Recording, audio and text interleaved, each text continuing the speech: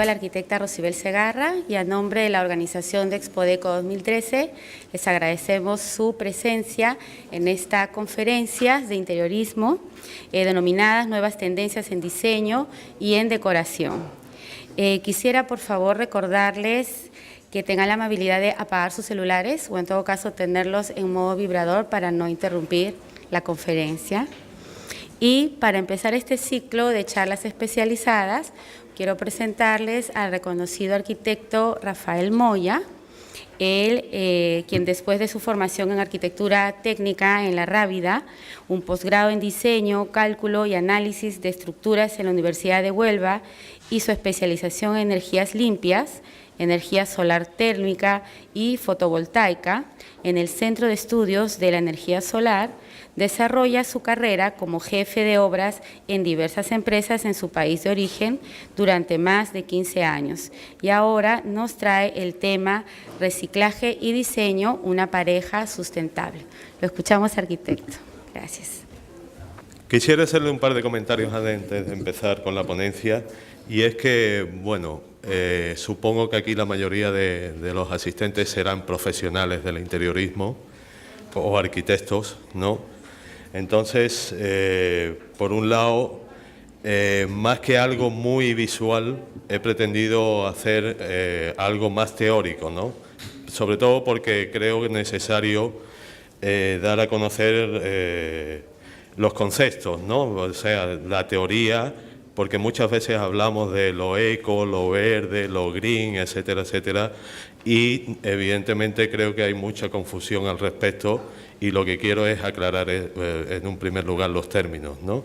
Entonces, en vez de algo muy visual, que es a lo que están acostumbrados en este tipo de ponencias, pues algo más teórico, ¿ya? Hay mucha teoría, ¿ok? Espero no se aburran demasiado, es lo único, ¿ya?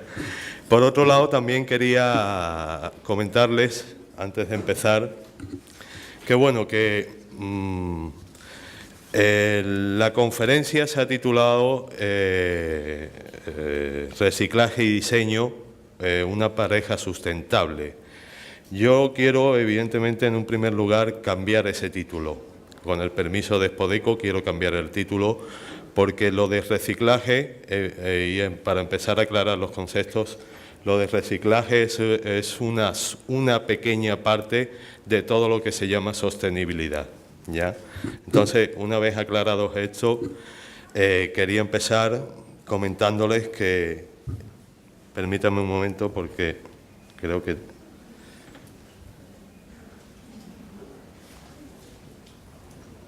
voy a ponerlo en modo presentación mejor.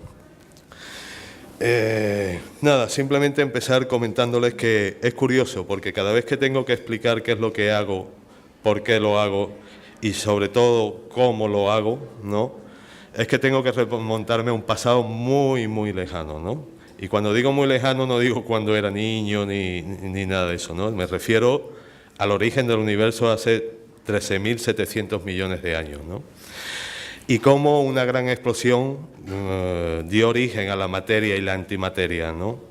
Y cómo esta materia se va condensando por las fuerzas de gravedad siempre heterogéneas, ¿no? Y de hace unos 4.500 millones de años va formando estrellas, planetas, etcétera, etcétera, entre ellos, evidentemente, el Sol y el planeta Tierra, ¿no? Una Tierra que en estado primitivo tenía la atmósfera compuesta sobre todo por metano y por CO2, cosa curiosa, ¿no? Que es lo que estamos votando hoy día, ¿no? Y cómo a pesar de esta Tierra, ¿no? Hace unos 2.900 millones de años se crean unos pequeños organismos denominados aminoácidos y que son capaces de reproducirse por sí mismos a través de la fotosíntesis y que a su vez van oxigenando y llenando el planeta de agua, ¿no? Dando lugar, evidentemente, a otros modos de vida, a otros tipos de vida, ¿no? Y cómo esta vida, a través de un circuito cíclico infinito, va creando una serie de ecosistemas en que todos los organismos son interdependientes entre ellos, necesitándose, evidentemente, unos a otros, ¿no? Y cómo, a su vez, los ecosistemas crean un ecosistema global al que denominamos biosfera, ¿no?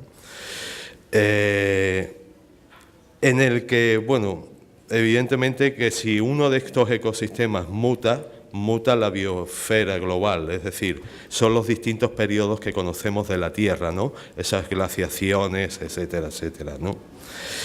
Y como tan solo hace unos 10.000 años, perdón, en el último minuto de ese reloj que estamos viendo ahí, es cuando aparece una nueva forma de vida, surge una nueva forma de vida, el ser humano. Que a propósito, hay que decirlo, en la mayor parte que lleva el ser humano sobre la Tierra, se ha adaptado perfectamente a estos ecosistemas, a este ciclo de vida infinito y circular, ¿no? ¿Ya? Se ha adaptado de forma favorable, evidentemente, ¿no? Pero a propósito también, es curioso que el ser humano es el único ser vivo que se ha expandido a todos los ecosistemas del planeta. Es el único ser vivo, además, que si lo saca de cualquier ecosistema del planeta, el ecosistema no solo se mantiene, sino que además mejora, ¿ya?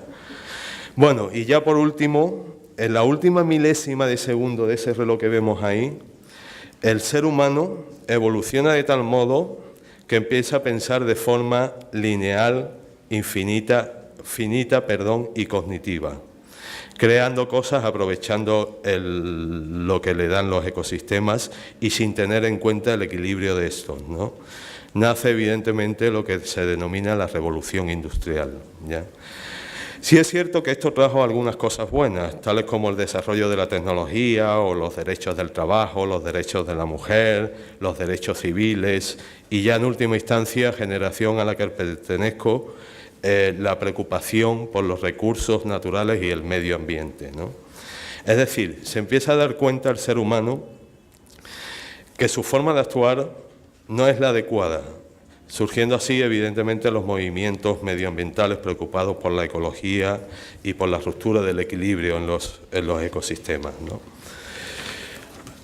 A esta altura tengo que confesar que como homo politicón, que dirían los sociólogos o los politólogos, estoy muy cercano a los pensamientos de esta generación verde, ¿no? Sin embargo, difiero de ello en alguna serie de asuntos, ¿no?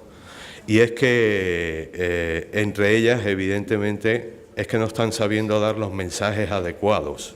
Evidentemente, todo el mundo hemos oído hablar de los problemas que nos acechan hoy día en nuestra actualidad, ¿no? Pero creo que el mensaje que están dando es que el ser verde es volvernos a un pasado preindustrial o en todo caso que ser verde está enfrentado con el desarrollo. Yo creo que nada más lejos de la realidad, ¿no? Se trata, entre otras cuestiones, a mi parecer, como he dicho en un principio, de aclarar los conceptos básicos verdes en este mare magnum de terminología que hoy nos acecha y que en cualquier cosita que le pongamos la palabra eco delante, al final se convierte en eco y no siempre es así, ¿no? Evidentemente. Un ejemplo de esto, yo me encuentro a menudo con una serie de noticias, muy a menudo, todos los días, con algunas noticias en este aspecto, ¿no? Creo que voy a ir avanzando, creo que sería mucho mejor. Acá, evidentemente, es lo que estaba comentando. Esa frase me viene como anillo al dedo para lo que estoy intentando explicar, ¿no? Es decir, la sostenibilidad es como el sexo entre adolescentes. Todo el mundo dice que lo practica, pero realmente muy pocos lo hacen, ¿no? Y los que lo hacen mal, ¿no?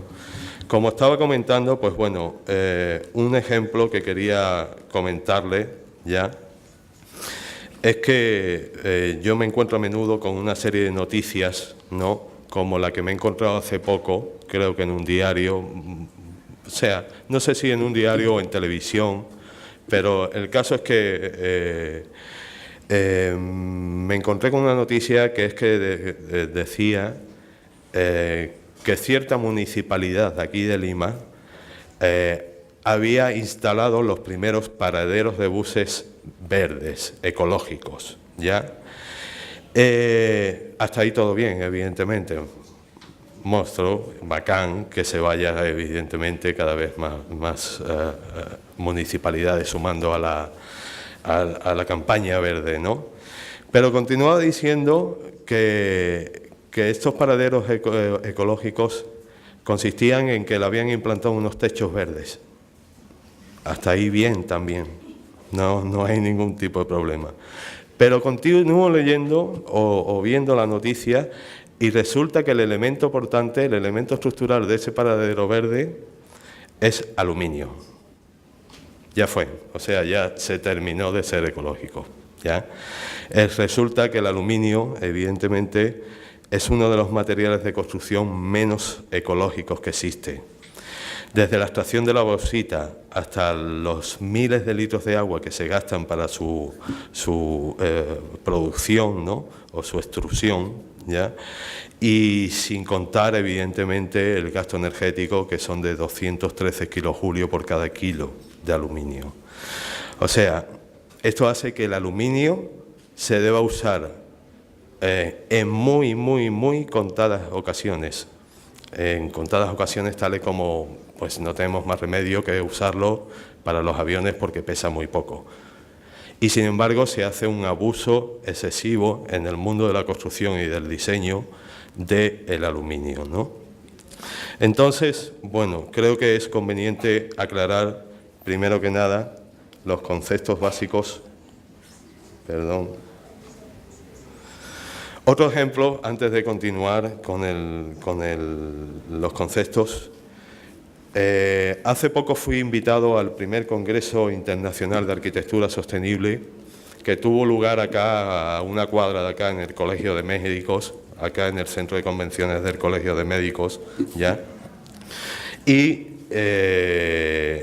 todo muy bien, gente del prestigio y de la categoría de Luis de Garrido o otro tipo de arquitectos a nivel internacional, ¿ya? Pero al final del congreso hubo una mesa redonda en el que se debatían sobre la idoneidad o no de las certificaciones verdes.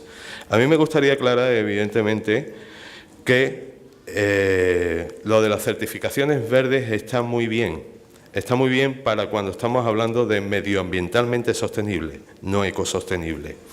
Y ahora, pues, quiero continuar explicando un poco lo que son los conceptos básicos verdes, para que me entendáis en este ejemplo que he puesto, ¿no?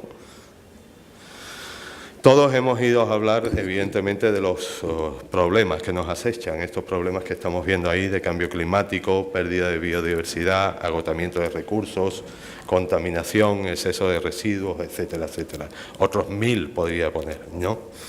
Que no haya ido a hablar de esto, evidentemente que me diga dónde vive para yo irme a vivir allá también, ¿ya? Pero ¿qué es lo verde? ¿Qué es lo que entendemos por lo verde, ¿no? ¿Qué es sostenible? ¿Qué es ecologismo, medioambientalismo? ¿Qué es lo bio? ¿Ya?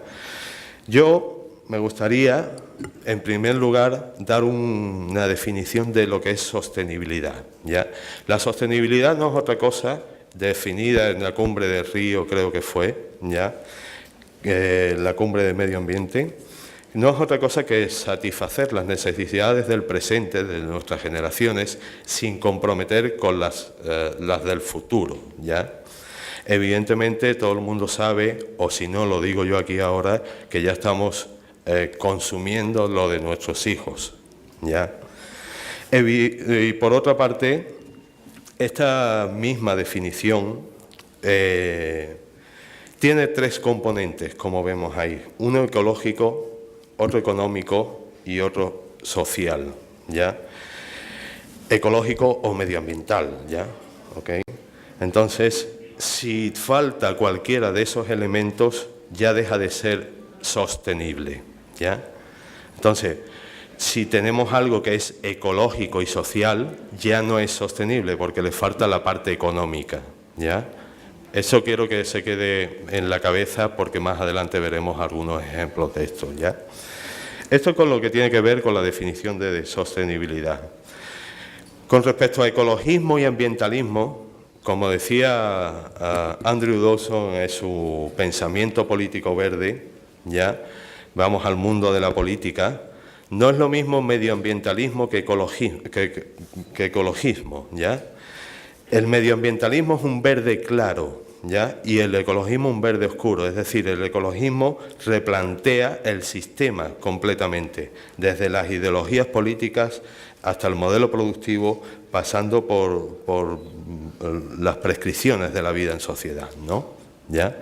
Mientras que el medioambientalismo no lo hace, ¿ya? El medioambientalismo puede ser políticas llevadas por los sistemas actuales, socialismo, capitalismo, etcétera, etcétera, pero para paliar o salvaguardar un poco lo que está sucediendo hoy día, ¿no? Llevado un ejemplo, para acabar con el debate sobre si certificaciones verdes sí o certificaciones verdes o no, vamos a ver en el mundo económico, ya hemos visto en el mundo de la política. En el mundo económico pasa 3/4 de lo mismo. No lo mismo economía ambiental, que es una subdisciplina de la economía neoclásica, la actual, que la economía ecológica. La economía ecológica está basada en los dos principios de la física termodinámica. La energía ni se crea ni se destruye, solo se transforma, y la cantidad de entropía se tiende a incrementar. Más adelante veremos un ejemplo de esto, cómo se lleva a cabo, ¿ya? Pero en definitiva, la economía ecológica es otra cosa totalmente distinta que la economía ambiental.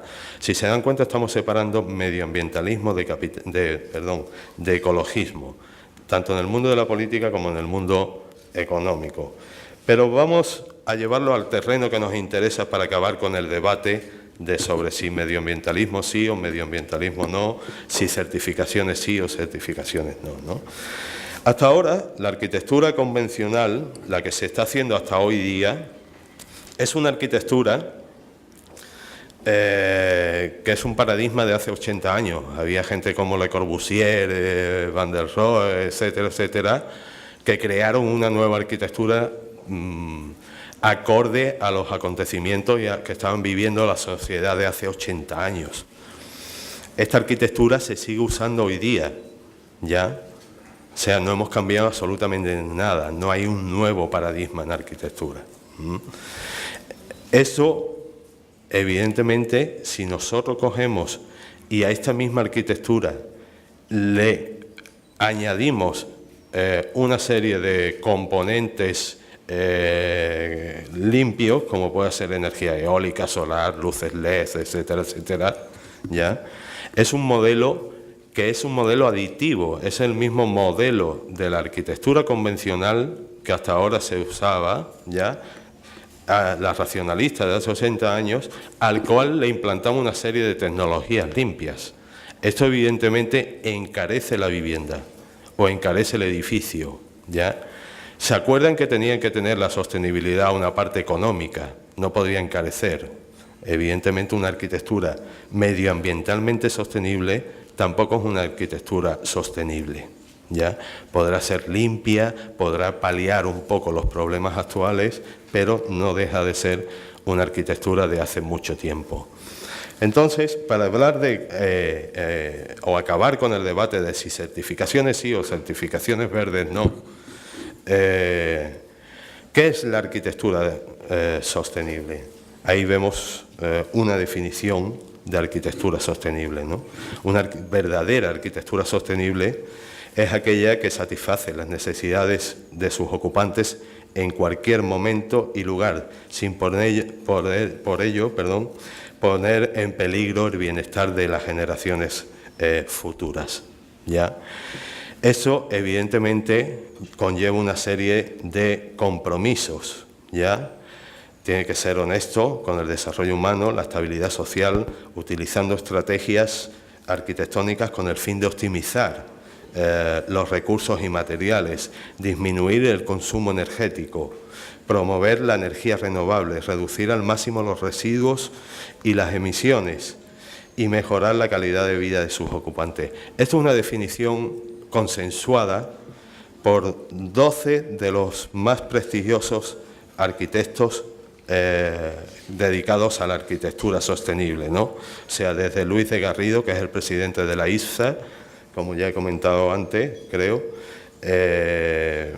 La ISA es la Federación Internacional de Arquitectura Sostenible, hasta Ken Yen o Emilio Ambas, Norman Foster, Richard Rogers, Antonio Lamela, David Kirkland, Rafael de la Hoz, Íñigo Ortiz, Enrique León, Mario Cucinella y Jacob Van Rys, ¿ya?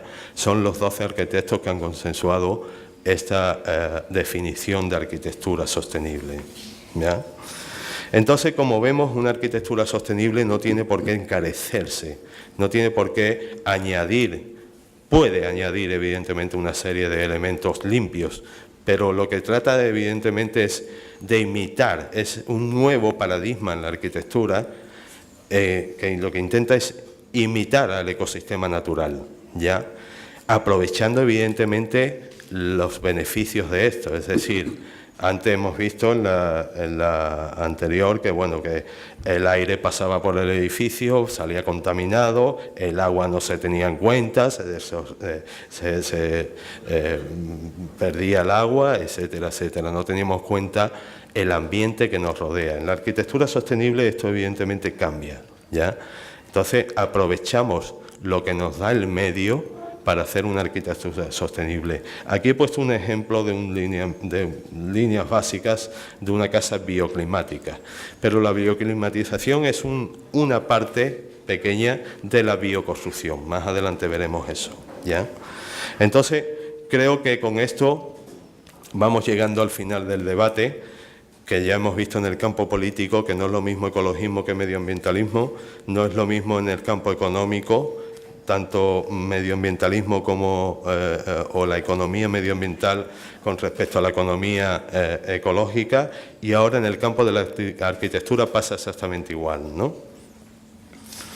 Entonces, la arquitectura hoy no solo se limita a imitar o imita la naturaleza en sus formas, ahí vemos algunos ejemplos de cosas que es hacia dónde ha llegado la arquitectura racionalista de hace 80 años, es decir, esta es la misma arquitectura que hacía ya Van der Rohe o la misma arquitectura que hacía, no sé, Corbusier, ¿no?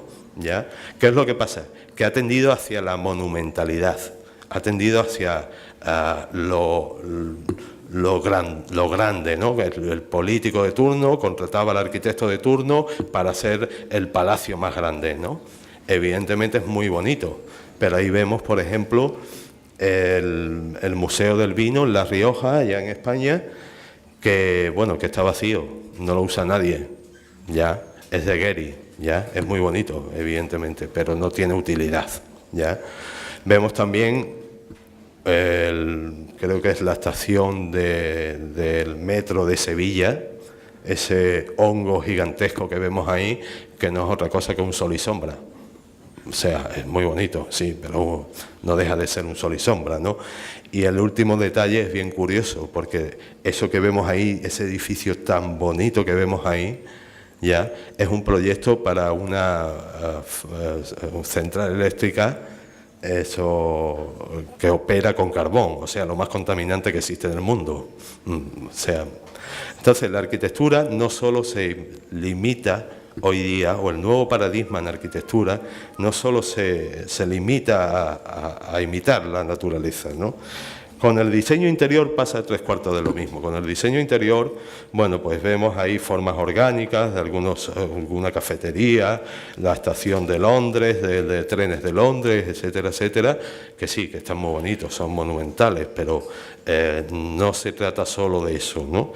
Y con el tema del mobiliario pasa exactamente lo mismo, ¿no? O sea, ahí vemos algunas cositas de Stephanie Marín, de Smarín, algún otro elemento que sí son muy bonitos, son muy vanguardistas, imitan la naturaleza, parece que estamos en plena naturaleza, pero creo que no se trata solo de eso, ¿no? Creo que el nuevo paradigma en arquitectura, y vamos definiendo ya, entrando en teoría, una vez aclarados los conceptos básicos verdes, creo que el nuevo paradigma en arquitectura, como hemos visto antes, en la definición de arquitectura sostenible,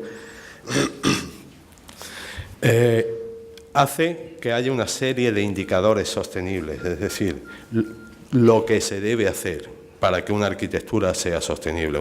Cuando hablo de arquitectura quiero hablar también de diseño interior, evidentemente, supongo que acá habrá mucho, y de mobiliario también, ¿no? Entonces, lo que se debe hacer, ahí vemos una serie de objetivos generales, ¿ya? Esos objetivos generales son 6, ¿ya? La primera es la optimización de recursos. Tenemos que optimizar los recursos, tanto los naturales como los artificiales, ¿ya? Por otro lado, disminuir el consumo energético. O sea, aquí todo el mundo habla de implantar LEDs, de poner placas solares, etcétera, etcétera, pero a poca gente se le ocurre disminuir el consumo. Lo hacemos una vez al año con la hora del planeta. Después el resto del tiempo tenemos las luces encendidas, ¿no? El fomento de fuentes energéticas naturales, aprovechar los medios naturales, sol, viento, mareas, etcétera, etcétera, ¿no? Disminuir los residuos. Acá más adelante veremos algunos detalles, pero por poner un ejemplo, yo como arquitecto, para hacer una modulación de un piso en cualquier estancia, pido un 20% por encima de los metros cuadrados que tiene la estancia, y eso ya lo considero residuo antes de colocarlo incluso, ¿no? Después, evidentemente, otro indicador sostenible es aumentar la calidad de vida de los ocupantes del edificio. Más adelante pondré un ejemplo detallado de esto, ¿no? Y la disminución del mantenimiento y coste de los edificios. Hoy día los edificios se plantean, como hemos visto con la arquitectura naturalista, que son hasta difíciles de limpiar, ¿ya? Entonces, hay que tener en cuenta también para que sea sostenible esto, ¿no? Entonces, una vez visto los indicadores generales, cada uno de estos se subdivide en otros 39 apartados que vamos a ir viendo poquito a poco, rápidamente, más que poquito a poco, y poniendo un ejemplo solo de cada uno de ellos, porque si no, eso me van a cortar rápido, ¿ya? Con respecto a la optimización de recursos naturales y artificiales, cuando digo de optimización, me refiero no solo a optimizar los recursos naturales de manera que cuanto menos consumamos mejor. No, optimizar es una cosa totalmente distinta, y ahora pondré un ejemplo de ello en uno de esos indicadores, ¿no? Por un lado tenemos el nivel de utilización de los recursos naturales. Por otro lado, el nivel de utilización de materiales duraderos, el nivel de utilización de materiales recuperados, la capacidad de reutilización de los materiales utilizados, el nivel de utilización de materiales reutilizables, la capacidad de reparación de los materiales que utilizamos, el nivel de utilización de materiales reciclados. Hay que tener en cuenta que es distinto el material reciclado que el recuperado, ¿ya?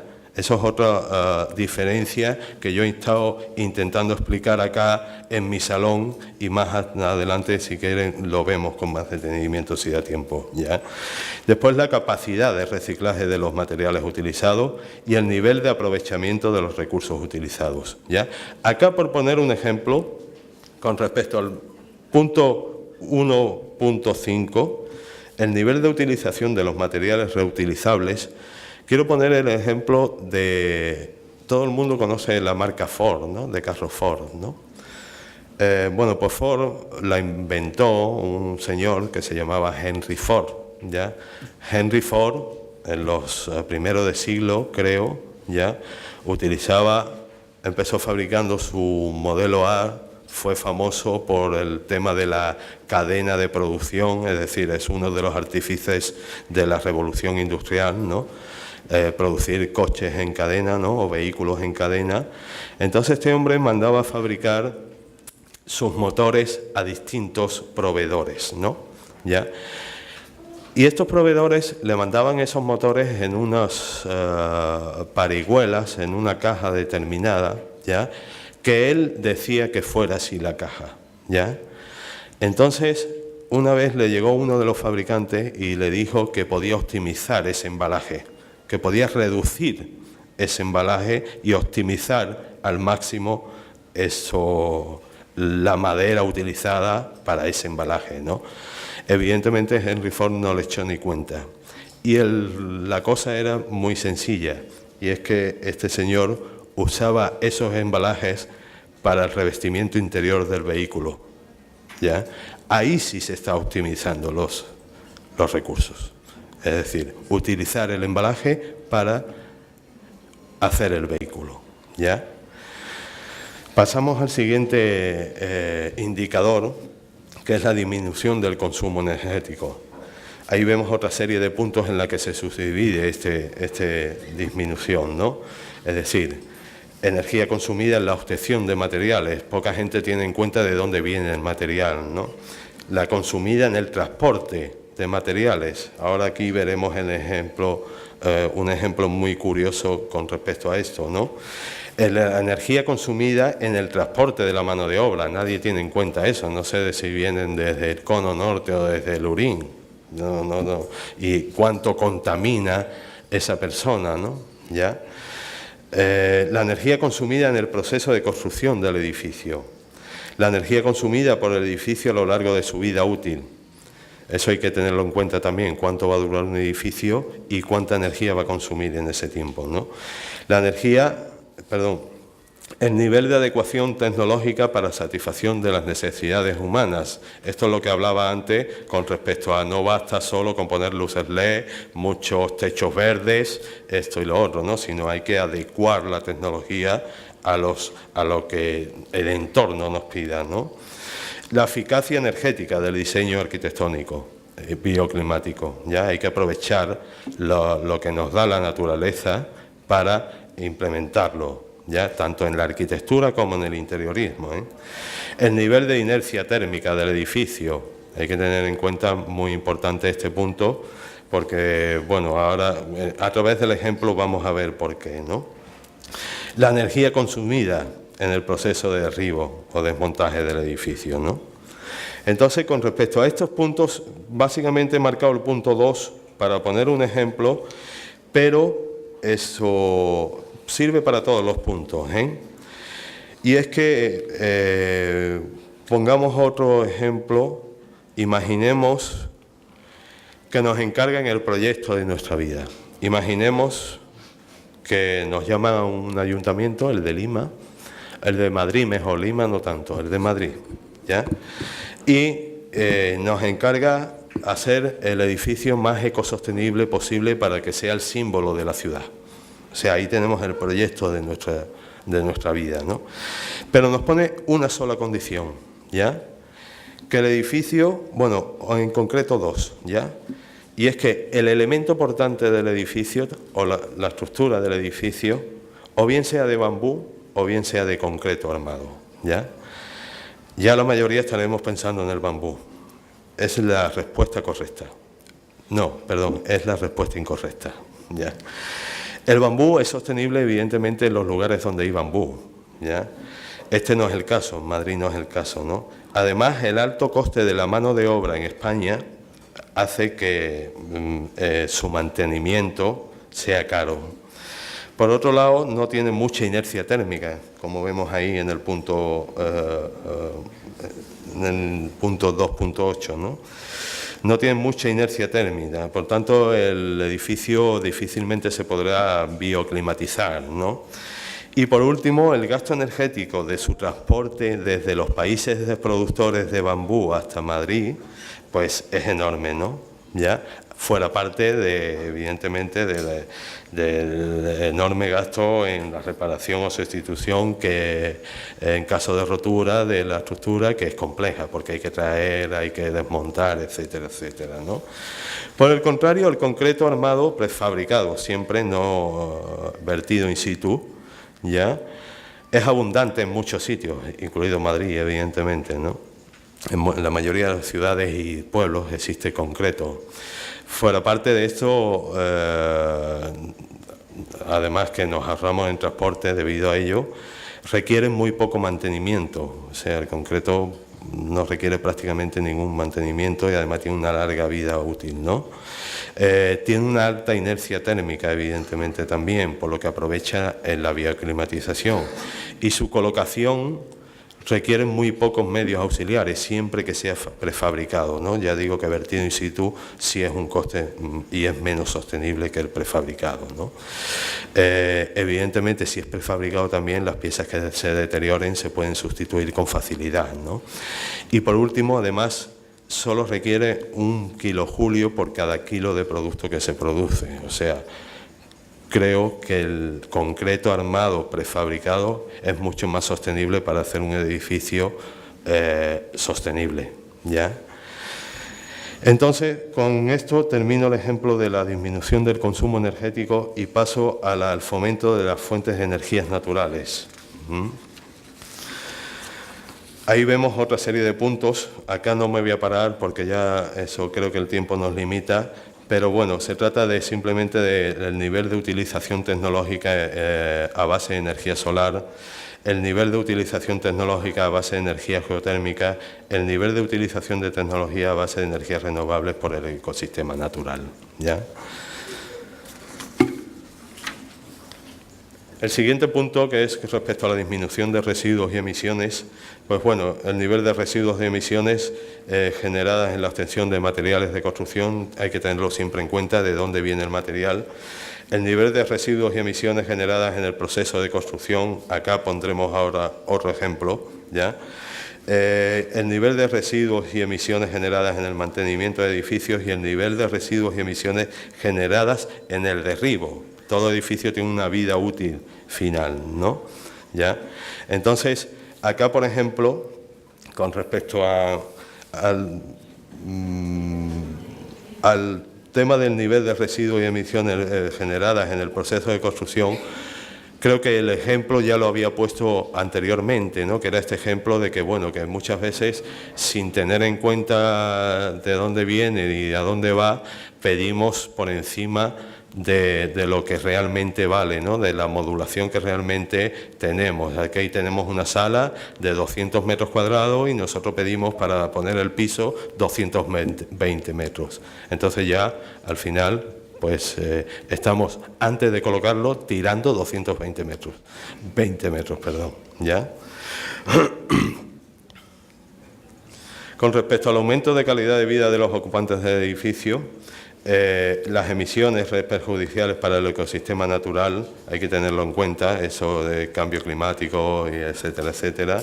Las emisiones perjudiciales para la salud humana, el número de enfermedades de los ocupantes del edificio y el grado de satisfacción y bienestar de los ocupantes del edificio. Hay que tener en cuenta si diseñamos un edificio, una estancia con techos bajos, mal orientada, pintada de un color determinado como puede ser el amarillo, esquinas angulosas, iluminación artificial, etcétera, etcétera, disminuye el rendimiento laboral y fomenta el absentismo laboral, ¿ya? Y además que crea enfermedades en la persona.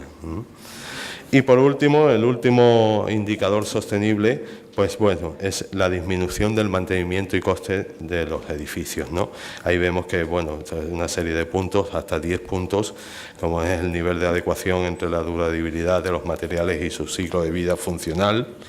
Eso, ahora os pondré un ejemplo de esto, la adecuación funcional de los componentes, los recursos consumidos por el edificio en su actividad cotidiana, la energía consumida por el equipamiento tecnológico del edificio, la energía consumida en la accesibilidad del edificio, que es lo que hablaba antes del transporte, ¿no? Cuánto nos tenemos que transportar hasta el lugar de trabajo.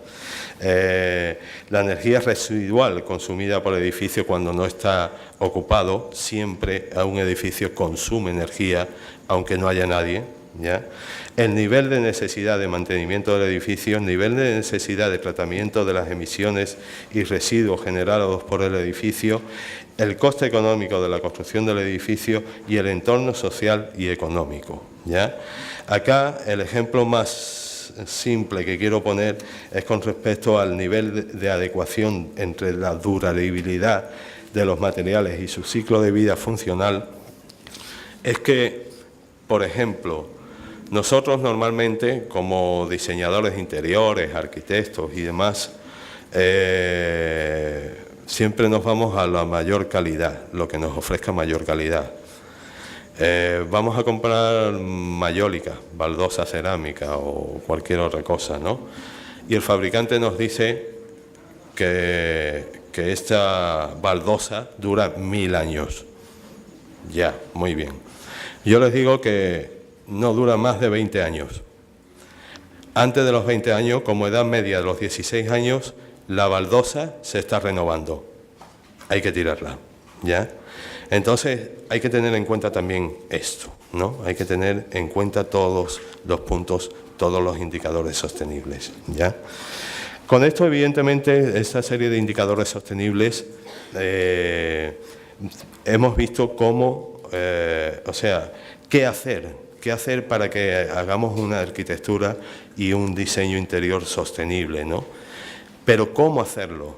Es decir, sabemos qué hacer, pero ahora ¿cómo lo hacemos? Lo hacemos mediante una serie de acciones. Estas son las estrategias que hay que hacer para llevar a cabo una arquitectura y un diseño interior sostenible, ¿no? ¿Cómo se debe hacer?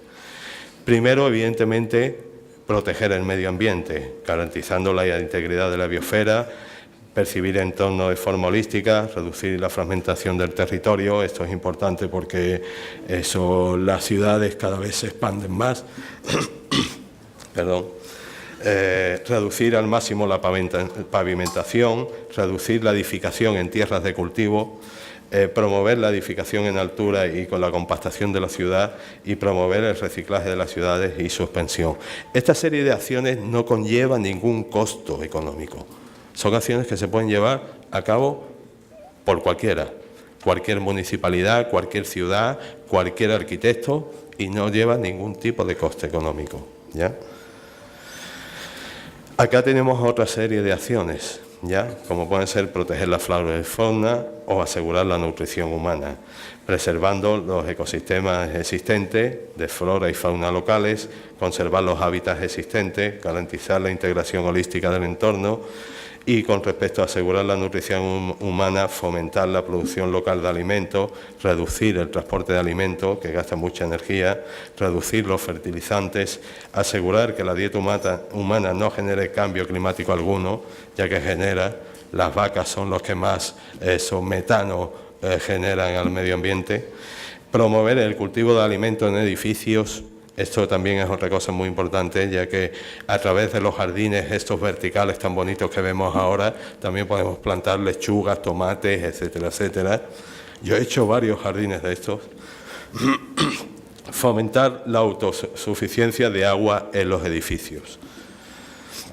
Otras acciones sostenibles que podemos llevar a cabo sin coste adicional alguno o muy poco coste adicional es modificar nuestro estilo de vida, ¿ya? Y nuestros valores culturales. Como veíamos, el ecologismo replanteaba una serie de situaciones sociales, ¿no? Y mejorar el bienestar humano y su calidad de vida, ¿no? Ahí vemos que se pueden reevaluar las necesidades humanas, las necesidades sociales, las necesidades humanas básicas, garantizar la integración con el entorno, ¿ya? Asegurar una actividad humana sin impacto en la naturaleza, asegurar una actividad humana sin impacto negativo en el clima. Todo esto se puede llevar a cabo sin ningún costo. Solo es cuestión de pensar y de llevarlo a cabo, de querer llevarlo a cabo, ¿no? También, por otro lado, mejorar el bienestar humano y su calidad de vida, proyectar con materiales saludables, proyectar con materiales no emisivos, satisfacer las relaciones sociales humanas y mejorar la calidad de vida, ¿ya? Acá tenemos otra serie de estrategias, que es optimizar los recursos, tanto naturales como artificiales. Ahí, bueno, en mi salón veréis algunos recursos artificiales como materia prima de desecho, ¿ya? Después, más adelante, pondré el ejemplo. Fomentar la industrialización y la prefabricación, como hemos visto en el hormigón armado, en el concreto armado, ¿no? ¿Ya?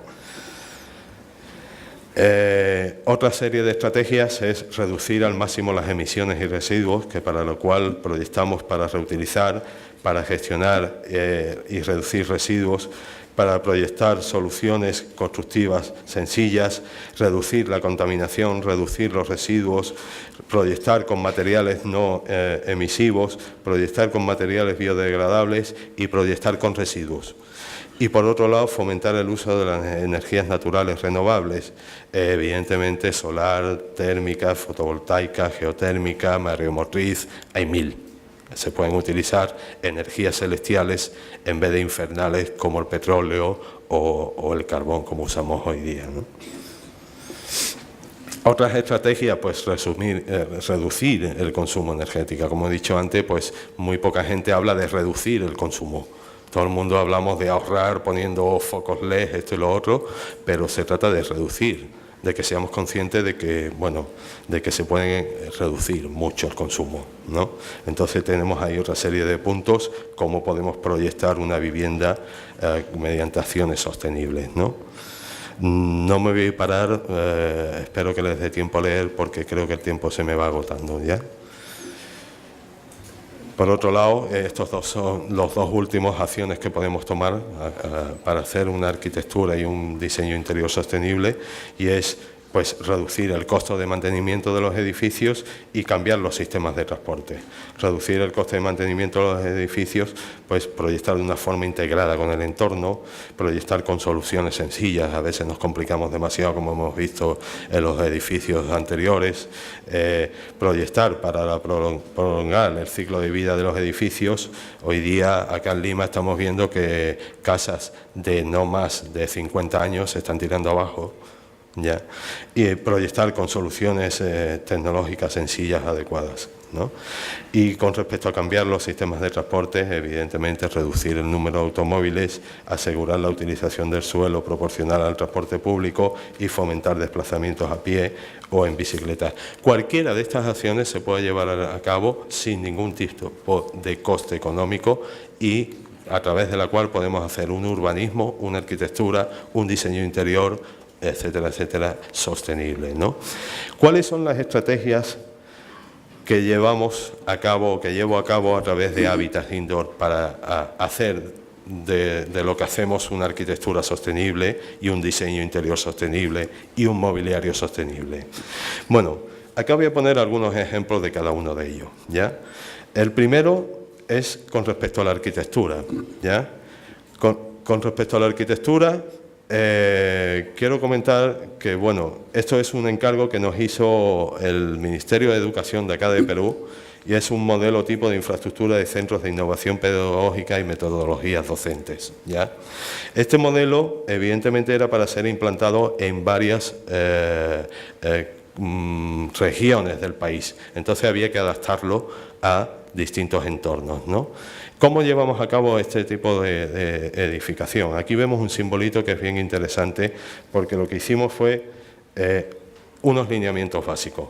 Un primer lineamiento es que fuera una arquitectura conceptual, es decir, que sirva como imagen corporativa, una arquitectura viva que debiera satisfacer las necesidades de adaptabilidad respecto a tamaño, entornos culturales, climas, presupuestos y normativas, y una arquitectura ecosostenible, ¿ya? Con respecto a arquitectura conceptual, pues buscábamos una arquitectura que expresara una mirada integral de los sistemas, de todos los sistemas, niveles de sistemas pedagógicos, que fuera universal, que sirviera como imagen corporativa del mismo, que vaya más allá del simple funcionalismo, que esté comprometida con el bienestar de los usuarios y, por otro lado, que reflejara la multiculturalidad dependiendo de la región, ¿no? Entonces, voy pasando rápido. Con estas premisas llegamos a la conclusión de que el concepto del edificio como arquitectura conceptual tenía que representar un libro abierto, ¿ya? Continuando, pues con respecto a la arquitectura viva, íbamos a implantar una serie de sistemas para que no se perdiera el entorno natural de donde se implantara el edificio, ¿no? Y además adaptable a distintos tamaños dependiendo de donde lo implantásemos, ¿ya? Ahí tenían que fuera modular, que se pueda reducir, ampliar, sin generar residuos, etcétera, etcétera, ¿no? Acá vemos el ejemplo, ¿no? Y después, con respecto al análisis de sostenibilidad de ese edificio o de estos edificios, optimizar los recursos naturales y materiales, disminuir los residuos y las emisiones. Ahí vemos una serie de cómo lo hacíamos, ¿ya? Voy pasando rápido porque ya Rosibel me está matando. Con respecto al edificio, evidentemente tenía que ser bioclimático, ahí teníamos una serie de estrategias para hacerlo, para hacer la mayor eficiencia energética, el menor consumo y demás, ¿ya?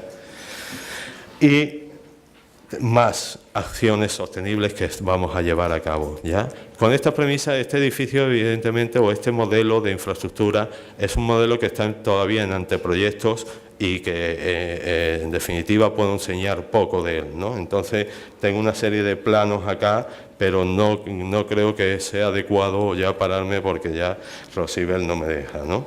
Pero ahí vemos cómo regulábamos la temperatura interna del edificio, en este caso en invierno, ¿no? Desde el cálculo de vuelos adecuados, forjado sanitario, hasta pasando por vegetación caduca, ¿no? En la parte no soleada, ¿ya? Aquí el ejemplo de invierno, cómo se refrescaba el edificio, y aquí el modelo tipo de edificio, el modelo de la planta, ¿no? Es totalmente modular, totalmente sostenible. Aquí vemos la cubierta del edificio, que es totalmente verde, una cubierta verde, por lo que todo lo que el edificio elimina del entorno natural se genera en la parte alta, y algunas secciones del mismo, ¿no? ¿Ya?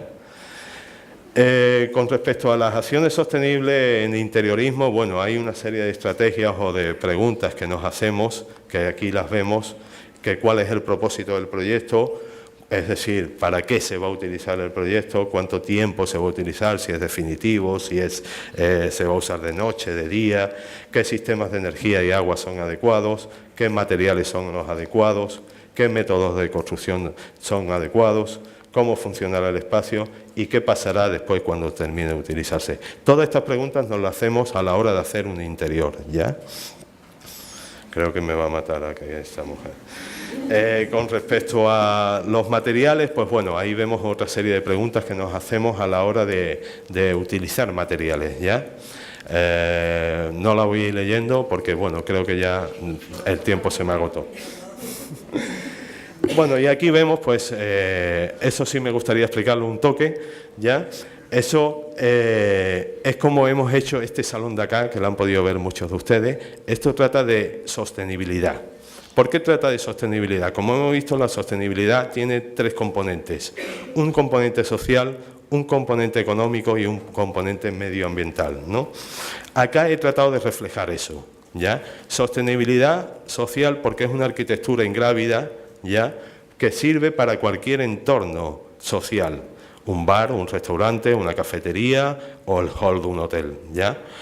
Medioambiental, ¿por qué? Porque es madera, es un material totalmente reusable, reutilizable, reciclable y en todo caso, última instancia, se puede hacer compost para la planta, ¿ya? Y evidentemente viene de una maderera certificada, ¿ya?